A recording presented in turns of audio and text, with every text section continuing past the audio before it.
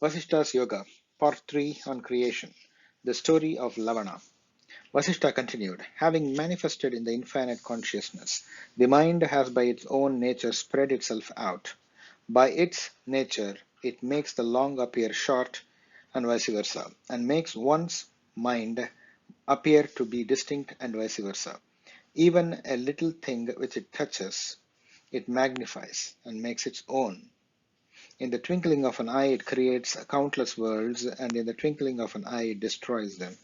Even as an able actor plays several roles one after the other, this mind assumes several aspects one after the other. It makes the unreal appear as real and vice versa. And on account of this, it seems to enjoy and to suffer. Even that which it gets naturally, it grabs with hands and feet. And the result of this false sense of ownership suffers the consequences. Time as changing seasons is able indirectly to bring about changes in the trees and plants. Even so, the mind makes one thing appear to be another by its power of thought and ideation. Therefore, even time and space and all things are under the control of the mind. Depending upon its intensity or dullness and upon the size of the object created or influenced, the mind does what is to be done with some delay or much later. Please listen to another interesting legend to illustrate this. In a country known as Uttara Pandava, in whose forests sages dwelt and whose villages were beautiful and prosperous, there reigned a king known as Lavana, who was a descendant of the famous king Harishchandra. He was righteous, noble, chivalrous, charitable, and in every way a worthy king. His enemies had all been conquered, and their followers could not even think of him without becoming feverish with anxiety. One day this king went to his court and ascended the throne. After all the ministers and others paid their homage to him, a juggler entered the court and saluted him. He said to the king, "I shall show you something wonderful." As he waved a bunch of peacock feathers, there entered into the court a cavalier leading an exquisitely beautiful horse. He requested the king to accept it as a gift. The juggler requested the king to ride that horse and roam freely throughout the world. The king saw the horse and jumped upon it. He closed his eyes and sat motionless. Seeing this, everyone assembled in the court became silent. Absolute peace reigned in the court as no one dared to disturb the king's peace. Vasishta continued, Rama, after some time, the king opened his eyes and began to tremble as if in fear. As he was about to fall down, the ministers supported him. Dismayed to see them, the king asked, "Who are you, and what are you doing to me?" The worried minister said to him, "Lord, you are a mighty king of great wisdom, and yet this delusion has overpowered you. What has happened to your mind? Only they who are attached to the little objects of this world are subject to mental aberrations, not one like you, devoted to the Supreme. Moreover, only he who has not cultivated wisdom is adversely affected by spells, drugs, etc.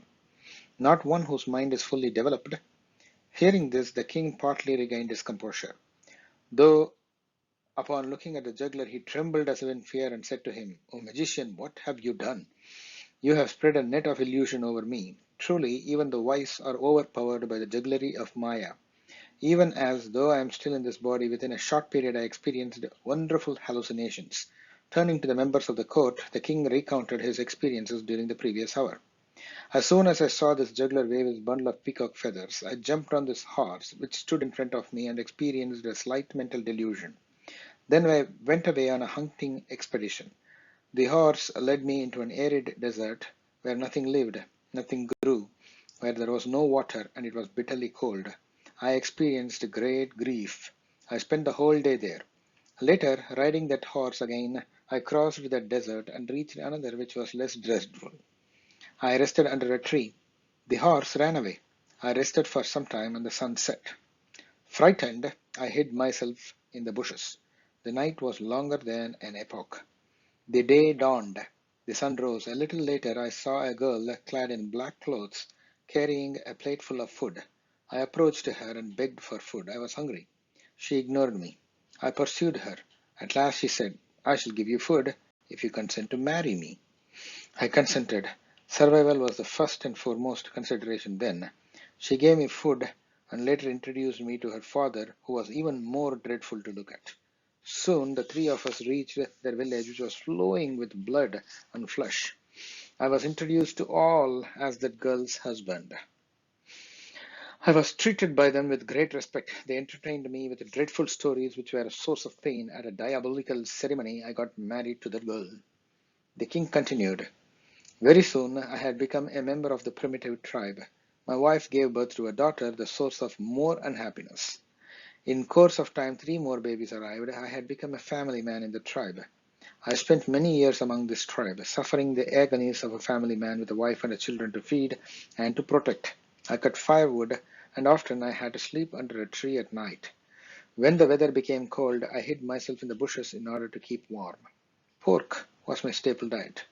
Time rolled on, and I became old. I began to trade in meat. I took the meat to the villages on the Vindhya mountains and sold the best part of it there. What could not thus be sold at a decent profit, I cut up into bits and dried in a terribly filthy place. I would often fight with others in the tribe for a piece of meat to eat when I was afflicted with hunger. My body had become black as soot. Thus engaged in sinful activities, my mind had also become inclined towards sin. Good thoughts and feelings had taken leave of me. My heart had shed all compassion, even as a snake sheds its slough. With nets and other traps and weapons, I caused untold hardships to birds and animals. Clad only in a loin cloth, I endured every inclemency of the weather. Thus I spent 7 years. Bound by the ropes of evil tendencies, I grew wild with anger and used abusive words, wept in misfortunes, and ate rotten food. Thus I lived for a long time. In that place, I drifted like a dry leaf in the wind, as if my only mission in life was eating. There was drought in the land. The air was so hot that it seemed to waft sparks of flame. The forest caught alight. Only ashes remained. People were dying of hunger. People chased after mirages thinking there was water. They mistook pebbles to be balls of meat and began to chew them. Some had even begun to eat corpses. Some, while doing so, even chewed their own fingers which had been soaked in the blood of their dead bodies. Such was the demented state of starvation. What was once a flourishing forest had been transformed into a huge crematorium. What was once a pleasure grove resounded with the agonized cries of the dying. The king continued. Thus afflicted by famine, many people left the country and migrated elsewhere. Some others, deeply attached to their wives and children, perished in that land. Many others were killed by wild animals. I too left the country to go away with my wife and children.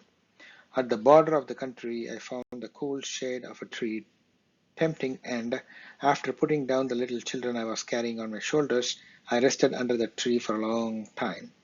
The youngest of my children was quite small and innocent, and therefore was the dearest to my heart. With tears in his eyes, he demanded food. Although I told him there was no meat to eat, in his childish innocence he persisted in his demand, unable to bear his hunger. I said to him in despair, "All right, eat my flesh." The innocent child said without thinking, "Give me." I was moved by attachment and pity. I saw the child was unable to endure the pangs of hunger anymore. I decided that the best way to end all these miseries was to end my life. I raised a pyre with the help of the timber I found nearby, and as I ascended that pyre, I shuddered, and I found myself in this court, being hailed and greeted by all of you. As the king said this, the juggler vanished. The minister said, "Lord, he cannot be a juggler, for he was not interested in money, in a reward. Surely some divine entity wished to demonstrate to you and to all of us the power of cosmic illusion. From all this it is clear that this world appearance is nothing but the play of the mind. The mind itself is but the play of the omnipotent infinite being. This mind is able to fool even men of great wisdom. Else, where is the king who is well versed in all branches of learning, and where is this bewildering delusion? Surely this is not a juggler's trick, for a juggler performs for material gain. It is really the power of illusion." Hence the juggler vanished without looking for a reward. Vasishta said, "Rama, I was there in that court at that time, and so I know all this firsthand. In this manner, the mind veils the real nature of the self and creates an illusory appearance with many branches, flowers, and fruits. Destroy this illusion by wisdom and rest in peace." Vasishtha continued. In the beginning, there arose a division in the Supreme Being or infinite consciousness, and the infinite apparently became both the observer and the observed. When this observer sought to grasp or comprehend the observed, there arose a mixture. of the reality and the apparent appearance, or a confusion. On account of this confusion in the infinite consciousness, there arises the concept of finiteness. The finite mind then generates countless ideas within itself, which weaken and veil it, leading to sorrow, which the mind greatly magnifies. These ideas and those experiences leave their mark on the mind, forming the impressions or conditioning tendencies which are for the most part latent or dormant. But when the mind is rid of this, the veil vanishes in a moment like a mist at sunrise, and with it the greatest sorrow also vanishes. Till then, the mind plays with all, even as little children play with fledglings and tease them.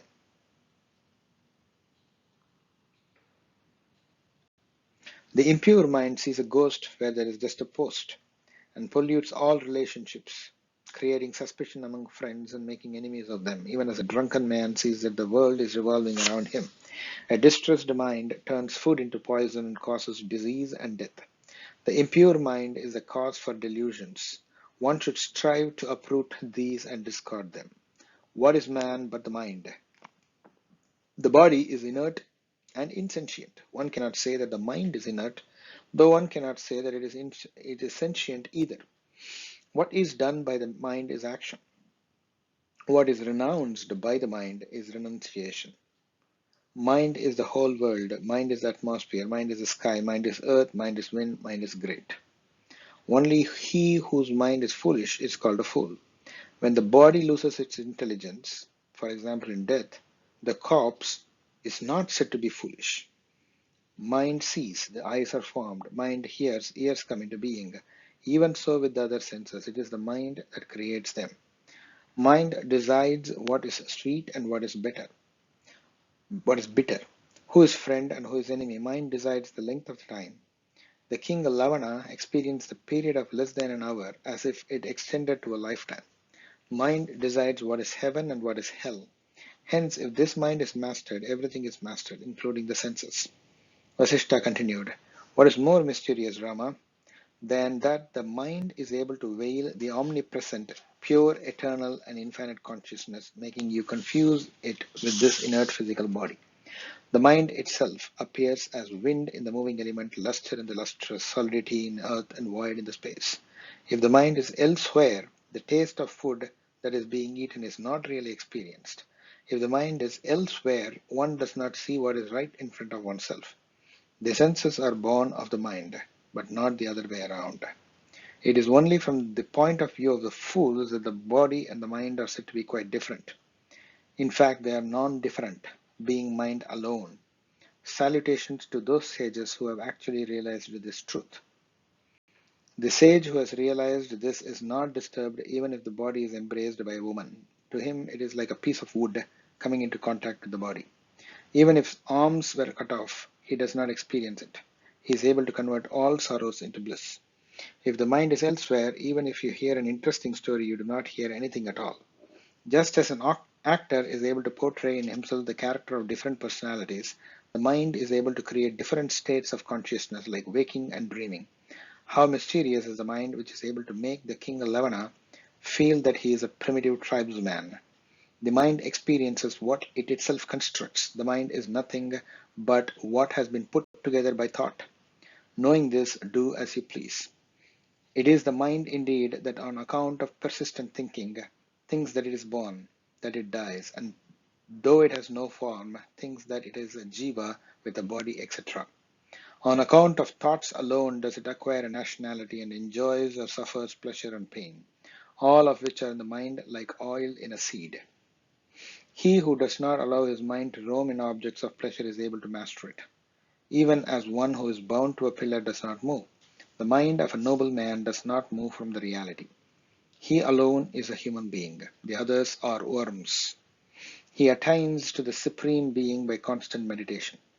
Vasishta continued, victory over this goblin known as mind is gained when, with the aid of one's own self-effort, one attains self-knowledge and abandons the craving for what the mind desires as pleasure. This can easily be achieved without any effort at all by the cultivation of the proper attitude. Woe unto him who is unable to give up cravings, for this is the sole means to one's ultimate good. By intense self-effort, it is possible to gain victory over the mind. And then, without the least effort, the individualized consciousness is absorbed in the infinite consciousness. When its individuality is broken through, this is easy and is easily accomplished. They who are unable to do this are indeed vultures in human form. There is no other path to one's salvation except control over one's mind, which means a resolute effort to abandon cravings in the mind. Make a firm resolve to kill the mind as it were, which is easily achieved without the least doubt. If one has not abandoned the cravings of the mind, then all the instructions of a preceptor, study of scriptures, recitation of mantras, and so on are as valuable as straw.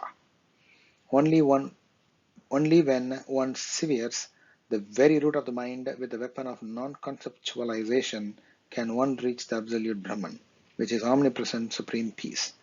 Conceptualization or imagination is productive of error and sorrow, and it can be so easily got rid by self-knowledge. And when it is got rid of, there is great peace. Why does one find it so difficult? Abandon your reliance on fate or gods created by dull-witted people, and by self-effort and self-knowledge make the mind no mind. Let the infinite consciousness swallow, as it were, the finite mind, and then go beyond everything. With your intelligence united with Supreme, hold on to the self which is imperishable. When the mind is thus conquered by remaining completely unagitated, you will consider even the conquest of the three worlds worthless. This does not involve studying the scriptures or rising or falling, nothing but self-knowledge. Why do you consider it difficult? If this is found difficult by someone, how does he even live in this world without self-knowledge? One who knows the deathless nature of the self is not afraid of death, nor is he affected by separation from friends and relations. The feelings, this is I and this is mine, or the mind. When they are removed, the mind ceases to be.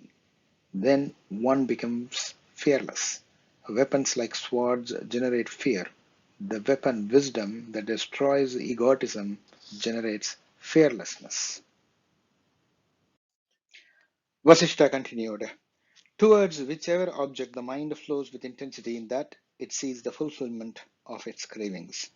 The cause of this movement in a particular direction is not obvious. Like ripples on the surface of the ocean, such intense movement appears now here, now there, comes into being and dies. However, just as coolness is inseparable from ice, this restless movement is inseparable from the mind. Rama asked, how then, sir, can this restless movement of the mind be restrained by force without causing greater restlessness? Vasishta said, of course, there is no mind without restlessness. Restlessness is the very nature of mind. It is the work of this restlessness of the mind based on the infinite consciousness that appears as this world. Oh, Rama, that indeed is a power of the mind. But when the mind is deprived of its restlessness, it is referred to as a dead mind. And that itself is penance, as also the verification of the scriptures and liberation. When the mind is thus absorbed in the infinite consciousness, there is supreme peace. But when the mind is involved in thoughts, there is great sorrow. The restlessness of the mind itself is known as ignorance or nescience. It is the seat of tendencies, predispositions, or conditioning. Destroy this through inquiry, as also by the firm abandonment of contemplation of the objects of sense pleasure. O Rama, mind constantly swings like a pendulum between the reality and the appearance, between consciousness and inertness. When the mind contemplates the inert objects for a considerable time, it assumes the characteristic of such inertness. When the same mind is devoted to inquiry and wisdom, it shakes off all conditioning and returns to its original nature as pure consciousness. Mind takes the very form of that which one contemplates, whether it is natural or cultivated. Therefore, resolutely but intelligently contemplate the state beyond sorrow, free from all doubts. The mind is capable of restraining itself. There is indeed no other way. Wise men remove from the mind the manifestations of the latent tendencies or conditioning as and when they rise. Thus is nescience removed.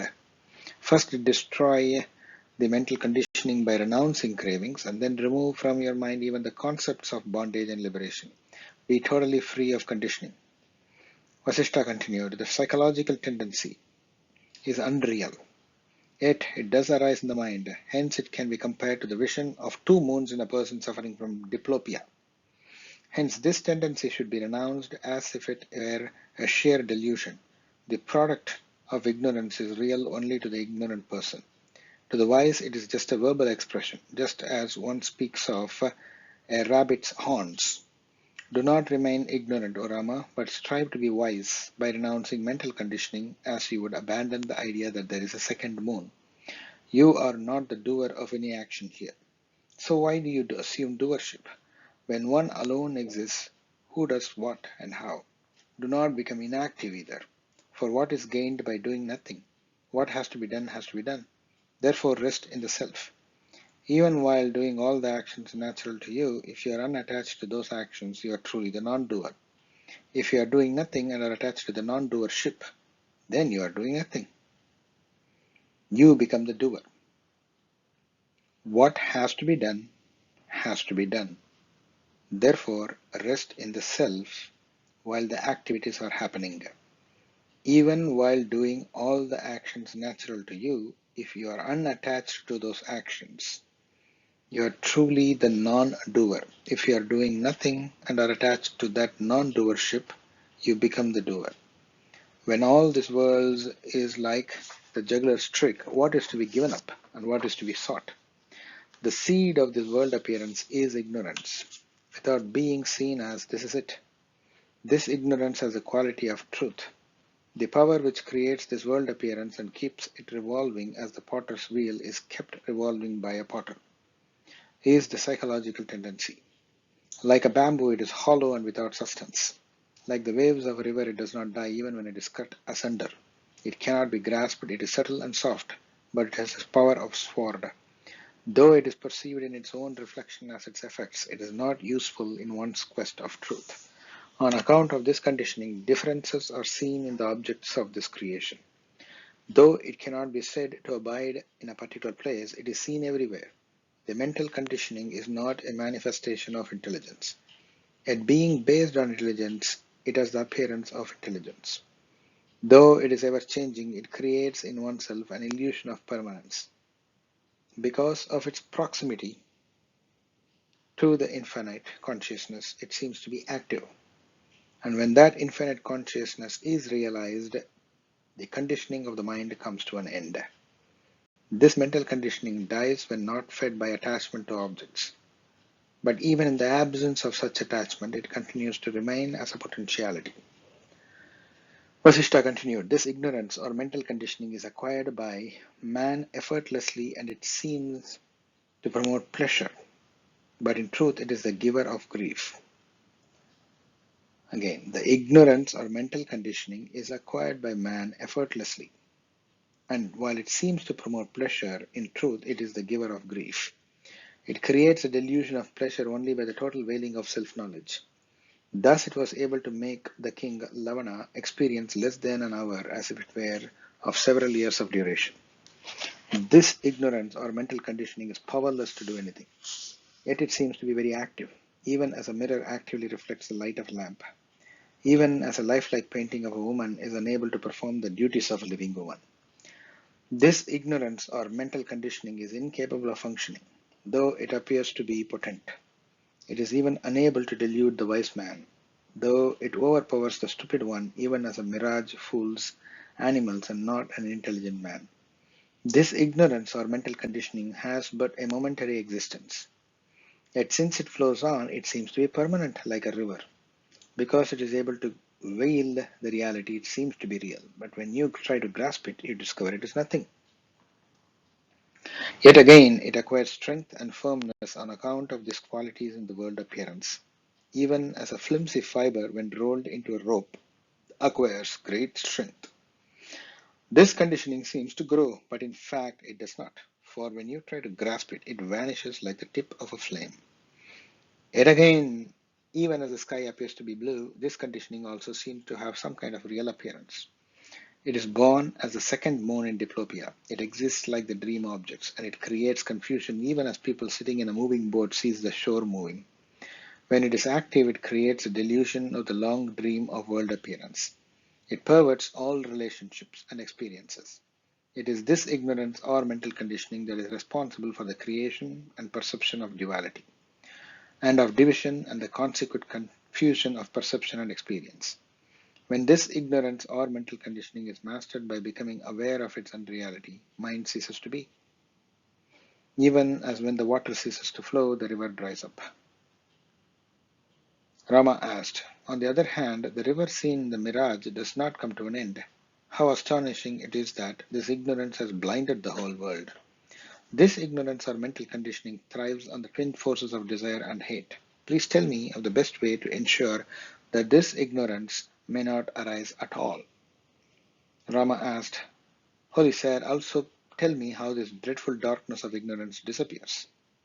Vasishta said, O Rama, even as darkness disappears on turning towards light, ignorance disappears if you turn towards the light of the self. As long as there does not arise a natural yearning for self-knowledge, so long this ignorance or mental conditioning throws up an endless stream of world appearance. Even as a shadow vanishes when it wishes to see the light, this ignorance perishes when it turns towards self-knowledge. Rama, it is desire that is ignorance or mental conditioning, and that coming to an end of desire is liberation. This happens when there is no movement of thought in the mind. Rama asked, O sage, you have said that when ignorance ceases to be, there is self-knowledge. What is the self? Vasishta replied, O Rama, from Brahma the creator down to the blade of grass, all this is nothing but the self. Ignorance is non-existence and reality. There is no second thing here known as the mind. In that self itself, the veil floats, creating the polarization of subject-object. And the infinite consciousness itself is then known as the mind. The veil is an idea, an intention or a thought in that infinite consciousness. Mind is born of this idea or thought, and mind has to vanish with the help of an idea or thought, by the coming to an end of the idea or thought. The firm conviction that I am not the absolute Brahman binds the mind, and the mind is liberated by the firm conviction that everything is the absolute Brahman. The mind can be tamed naturally or by conditioning. If it is convinced right now by the firm conviction that I am this body, it binds the mind. And the same mind can be liberated by the firm conviction that everything is the absolute Brahman. Ideas and thoughts are bondage, and their coming to an end is liberation. Therefore, be free of them and do whatever has to be done spontaneously. Even as thought or idea sees blueness in the sky, the mind sees the world as real. There is no blueness in the sky. The inability of the sense of sight to see beyond a certain limit appears as blueness. Even so, it is only the limitation of thought that perceives the world appearance. This world appearance is delusion. It is better not to let the very thought of it arise again in the mind. By thinking I am lost, one comes to grief, and by thinking I am alert, one goes towards bliss. Vasishta continued, when the mind continually dwells on deluded or stupid ideas, it becomes deluded. And when the mind continuously dwells on enlightenment and magnanimous ideas, it is enlightened. When the thought of ignorance is sustained in the mind, ignorance is firmly established. But when the self is realized, this ignorance is dissolved. Moreover, whatever the mind seeks to attain, that the senses strive for with all their energy. Therefore, he who does not let his mind dwell on such thoughts and ideas by striving to be conscious of the self enjoys peace. That which was not in the beginning does not even exist now. That which was and therefore is now is the absolute Brahman. Contemplation of this bestows peace, for that Brahman is peace. One should not contemplate anything else at any time and in any manner anywhere. One should uproot the very hope of enjoyment with one's utmost strength and using one's utmost intelligence. Ignorance alone is the cause of old age and death. Hopes and attachments seems to ramify on accounts of the mental conditioning, which is ignorance. This ramification takes the form of ideas like, this is my wealth, these are my sons, etc. In this empty physical body, where is it that is called I? In truth, O Rama, I, mine, etc. have no existence at all. The one self alone is the truth at all time. It is only in a state of ignorance that one sees a snake in the rope, not in an enlightened state. Even so, to the enlightened vision, only the infinite consciousness exists, nothing else. Do not become an ignorant man, become a sage. Destroy the mental conditioning that gives rise to this world appearance. Why do you, like an ignorant man, consider this body as yourself and feel miserable? Though the body and the self appears to exist together, they are not inseparable. When the body dies, the self does not die. Is it not a great wonder that people forget the truth that absolute Brahman alone is and are convinced of the existence of the unreal and non-existent ignorance? Rama, do not let the foolish idea of the existence of ignorance take root in you. For if the consciousness is thus polluted, it invites endless suffering. Though it is unreal, it can cause real suffering. It is on account of ignorance that illusions like a mirage exist, and one sees various visions and hallucinations, and one experiences heaven and hell. Therefore, give up mental conditioning which alone is responsible for the perception of duality, and remain totally unconditioned. Then you will attain incomparable preeminence over all. After a few minutes of deep contemplation, Rama asked, Holy sage, it is incredible that this non-existent ignorance creates such an illusion that this non-existent world appears to be very real. Please explain to me further how this is possible. Also, please tell me why the king Lavana underwent all sorts of sufferings. Please tell me who or what it is that experiences all these sufferings. Vasishta replied, It is not really true that consciousness is in any way related to this body. The body has only been fancied by the consciousness as if in a dream. When consciousness, clothed as it were by its own energy, limits itself and considers itself as a jiva, that jiva endowed with this restless energy is involved in the world appearance. The embodied being who enjoys or suffers the fruits of past actions and who dons a variety of bodies is known as egotism, mind and also jiva. Neither the body nor the enlightened being undergoes suffering. It is only the ignorant mind that suffers. It is only in a state of ignorance that the mind dreams of the world appearance, not when it is awake or enlightened. Hence, the embodied being that undergoes suffering here is variously known as the mind, ignorance, jiva, and mental conditioning, as also the individualized consciousness. The body is inert, insentient, and innocent, and hence can neither enjoy nor suffer. Ignorance gives rise to heedlessness and unwisdom, hence it is nescience or ignorance alone that enjoys or suffers. It is indeed the mind alone that is born, weeps, kills, goes, abuses others, etc., not the body. In all the experiences of happiness and unhappiness, as also in all the hallucination and imaginations, it is mind that does everything, and it is mind that experiences all this. Mind is man. I shall narrate to you the reason for the sufferings of the king Lavana. Lavana was a descendant of Harishchandra.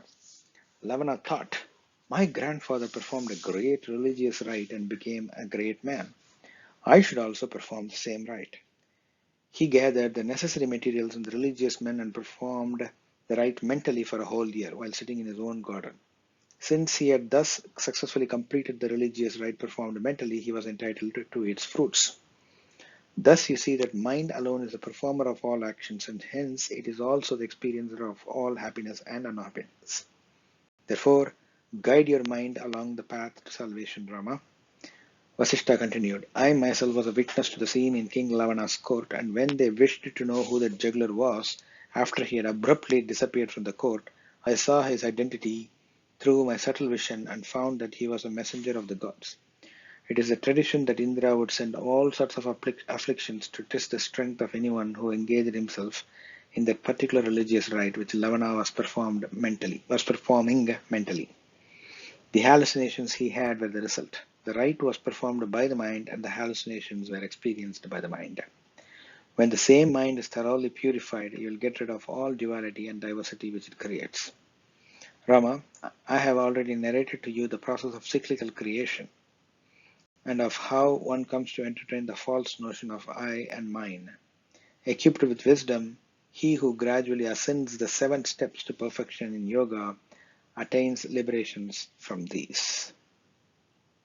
Rama asked, Holy Sir, what are the 7 steps you have referred to? Vasishta replied, O Rama, there are 7 descending steps of ignorance and there are 7 ascending steps of wisdom. I shall now describe them to you. To remain established in self-knowledge is liberation. When this is disturbed, there arises egotism and bondage. The state of self-knowledge is that in which there is no mental agitation, neither distraction nor dullness of mind, neither egotism nor perception of diversity. The delusion that veils this self-knowledge is sevenfold. Seed state of wakefulness, great wakefulness, wakeful dream, dream, dream wakefulness, and sleep. In pure consciousness, when mind and jiva exists only in name, it is the seed state of wakefulness. When notions of I and this arise, it is known as wakefulness. When these notions get strengthened by the memory of previous incarnations, it is great wakefulness. When the mind is fully awake to its own fancies and is filled with them, it is wakeful dream. The false notions of experiences during sleep, which yet appear to be real, are dreams. In the dream wakeful state, one recalls past experiences as if they are real now. When these are abandoned in favor of total inert dullness, it is sleep. These seven have their own innumerable divisions. Vasishta continued, I shall now describe to you, Rama, the seven states of wisdom. Knowing them, you will not be caught in delusion. Pure wish or intention is the first. Inquiry is the second. The third is when the mind becomes subtle. Establishment in truth is the fourth. Total freedom from attachment or bondage is the fifth. The sixth is the cessation or objectivity. The sixth is the cessation of objectivity. And the seventh is beyond all this. Why do I continue to be a fool? I shall seek holy men and scriptures. Such a wish is the first state, that is a state of intent. Thereupon one engages in the practice of inquiry, direct observation. With all these there arises non-attachment, and the mind becomes subtle and transparent. This is a third state. When these three are practiced, namely the intent, inquiry, and the subtlety of the mind, all the three are practiced, there arises in the seeker a natural turning away from sense pleasures, and there is natural dwelling in truth. This is the fourth state. When all these are well practiced, there is total non-attachment and at the same time a conviction in the nature of truth. This is the fifth state. Then one rejoices in one's own self. The perception of duality and diversity both within oneself and outside oneself ceases. And the efforts that one made at the inspiration of others bear fruition in direct spiritual experience. After this, there is no other support, no division, no diversity, and self-knowledge is spontaneous, natural, and therefore unbroken. This is the seventh transcendental state. This is the state of one who is liberated even while living here. Beyond this is the state of one who has transcended even the body, the Turyatita. Rama, all these great ones who ascend the seven planes of wisdom are holy men. They are liberated and they do not fall into the mire of happiness and unhappiness. They may or may not work or be active. They rejoice in the self and do not stand in need of others to make them happy. The highest state of consciousness can be attained by all, even by animals and by primitive men. By those who have a body and even by disembodied beings, for it involves only the rise of wisdom. They who have reached the highest planes of consciousness are indeed great men. They are adorable, even an emperor is like a worthless blade of grass compared to them, for they are liberated here and now. Vasishta continued, the self ignorantly imagines an egotistic existence, even as if gold forgetting its goldness might think it is a ring and weep and wail, alas, I have lost my goldness. Rama asked, Holy Sir, how can this ignorance and egotism arise in the self? Vasishta said, Rama, one should ask questions concerning the reality only, not concerning the unreal. Neither goldless ringness nor limited egotism exists in truth. When the goldsmith sells the ring, he weighs out the gold, for it is gold. If one were to discuss the existence of the ringness in the ring and the finite form in the infinite consciousness, then one has to compare it with barren woman's son. The existence of the unreal is unreal. It arises in ignorance and vanishes when inquired into. In ignorance, one sees silver in the mother of pearl, but it cannot serve as silver even for a moment. As long as the truth that is mother of pearl is not seen, the ignorance lasts. Even as one cannot extract oil from sand, and even as one can obtain only gold from the ring, there are no two things here in this universe. The one infinite consciousness alone shines in all names and forms. Such indeed is the nature of this utter ignorance, this delusion, and the world process. Without real existence, there is this illusory notion of egotism. This egotism does not exist in the infinite self. In the infinite self, there is no creator, no creation, no worlds, no heaven, no humans, no demons, no bodies, no elements, no time, no existence, and no destruction. No you, no I, no self, no that, no this, no truth, no falsehood, no notion of diversity, no contemplation, nothing at all. Whatever is and is known as the universe is that supreme peace. There is no beginning, no middle, no end. All is all at all times, beyond the comprehension of the mind and the speech. There is no creation. The infinite has never abandoned its infinity. That has never become this. It is like the ocean but without ocean's movement. It is self-luminous like the sun but without activity. In ignorance, the Supreme Being is viewed as the object, as the world. Even as space exists as in space, one with space, even so what appears to be the creation is Brahman existing in Brahman as Brahman. The notion of far and near, of diversity, of here and there, are as valid as the distance between two objects in a mirror in which a whole city is reflected. Vasishta continued. Day after this hallucinatory experience, King Lavana thought, I should actually go to those places that I saw in this vision. Perhaps they exist in reality. Immediately he set out with his retinue and proceeded in a southerly direction. Soon he came across the very scenes of his vision and the type of people whom he had seen then. He met the very people whom he knew during his existence as a tribesman. He even saw his own destitute children. He saw there an old woman who was weeping and screaming in agony. Oh, my beloved husband, where have you gone, leaving us all here? I have lost my beautiful daughter, who had an extraordinary stroke of luck to obtain a handsome king for her husband. Where have they all gone? Alas, I have lost all of them. The king approached her, consoled her, and learned from her that she was indeed the mother of his tribal wife.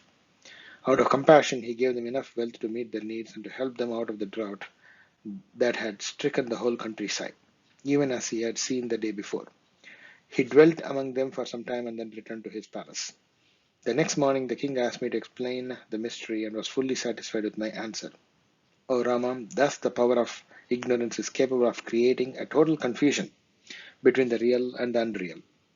Rama asked, O sage, this is indeed puzzling. How can that which was seen in a dream or a hallucination be also experienced in the reality of the waking state?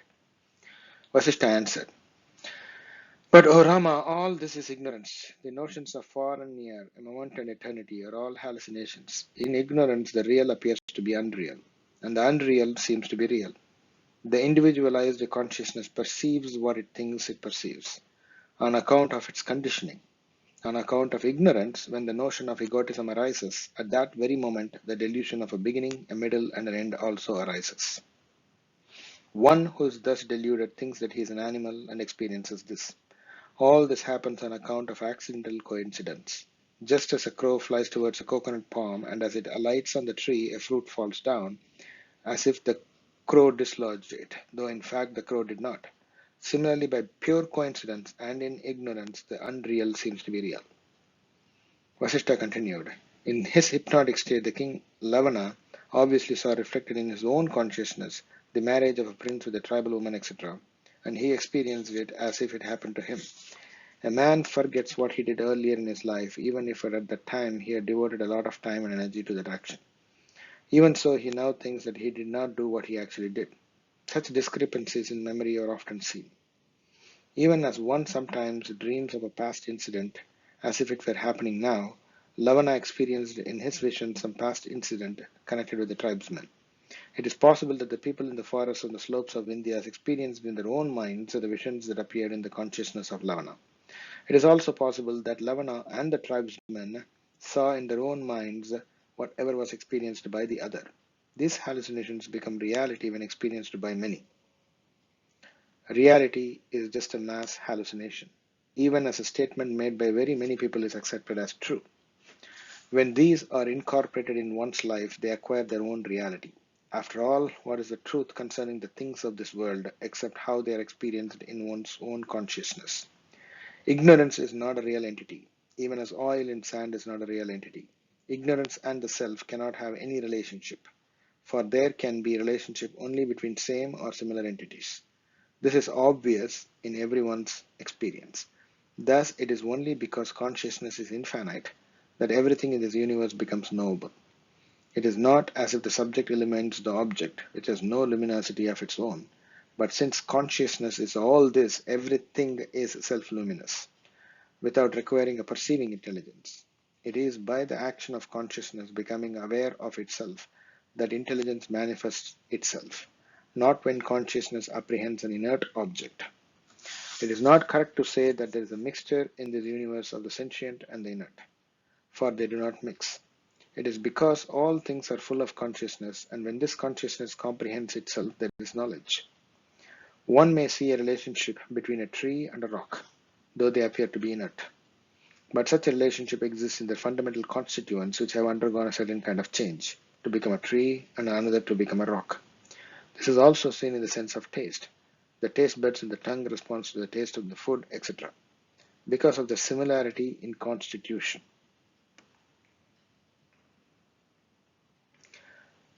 It is because all things are full of consciousness, and when this consciousness comprehends itself, there is knowledge. Vasishta continued. All relationship is therefore the realization of the already existing unity.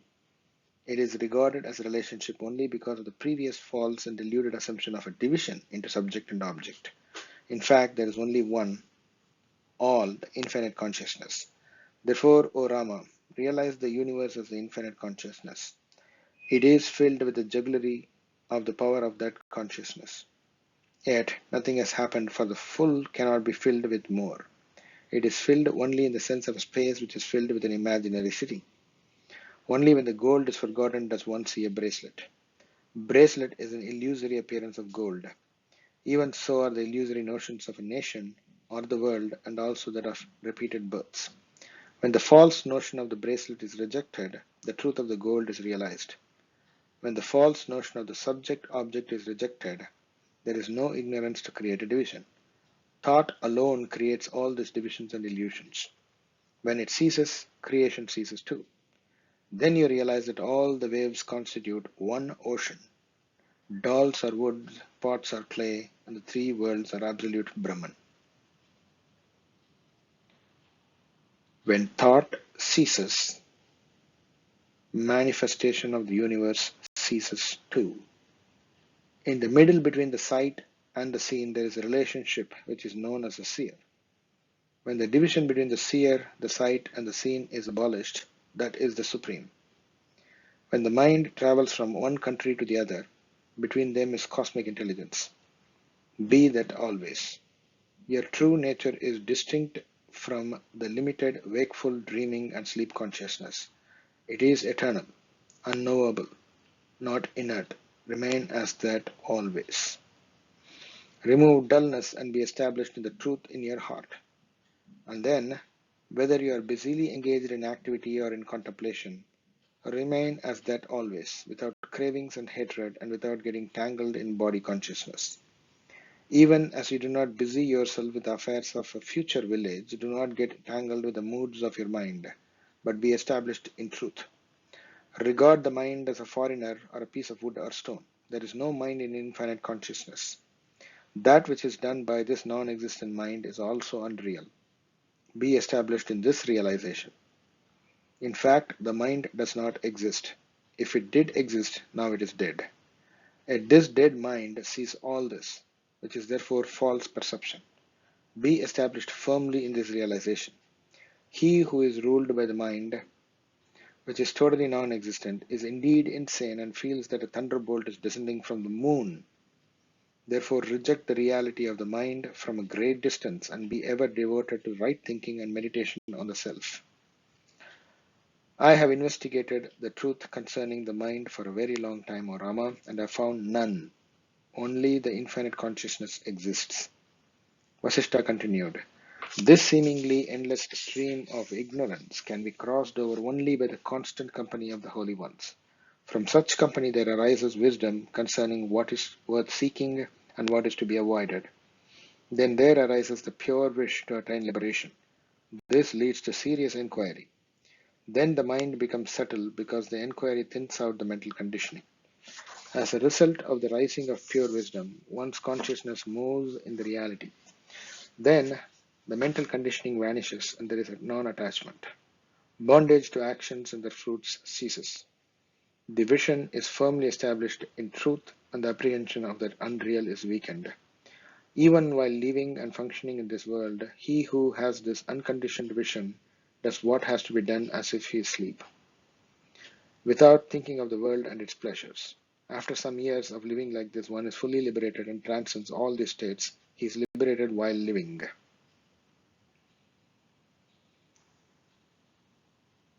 Such a liberated stage is not elated at what he gets, nor does he grieve for what he has not. Rama, in you also the conditioning of the mind has been weakened. Strive to know the truth by attaining knowledge of the self, which is infinite consciousness. You will go beyond grief, delusion, birth and death, happiness and unhappiness. The self being one and undivided, you have no relatives and therefore no sorrow born of such false relationship. The self being one and undivided, there is nothing else worth attaining or desiring. This self undergoes no change and does not die. When the pot is broken, the space within it is not broken. When mental conditioning is overcome and the mind is made perfectly tranquil, the illusion that deludes the ignorant comes to an end. It is only as long as this illusion is not clearly understood that it generates the great delusion. But once it is clearly understood, it is seen as the infinite, and it becomes a source of happiness in the realization of the absolute Brahman. It is only for the sake of scriptural instruction that one speaks of the self, Brahman, etc. But in truth, one alone is. It is pure consciousness, not embodied being. It is, whether one knows or not, whether one is embodied or without a body. All the unhappiness you see in this world belongs to the body. The self which is not grasped by the senses is not touched by sorrow. In the self there is no desire. The world appears in it without any wish or intention on its part. Thus, O Rama, through my precepts, the false notion of a creation and its existence has been dispelled. Your consciousness has become pure, devoid of duality. Through my precepts, the false notion of a creation and its existence has been dispelled. Your consciousness has become pure, devoid of duality. End of part 3 on creation. End of the story of Lavana, Vasishta's Yoga.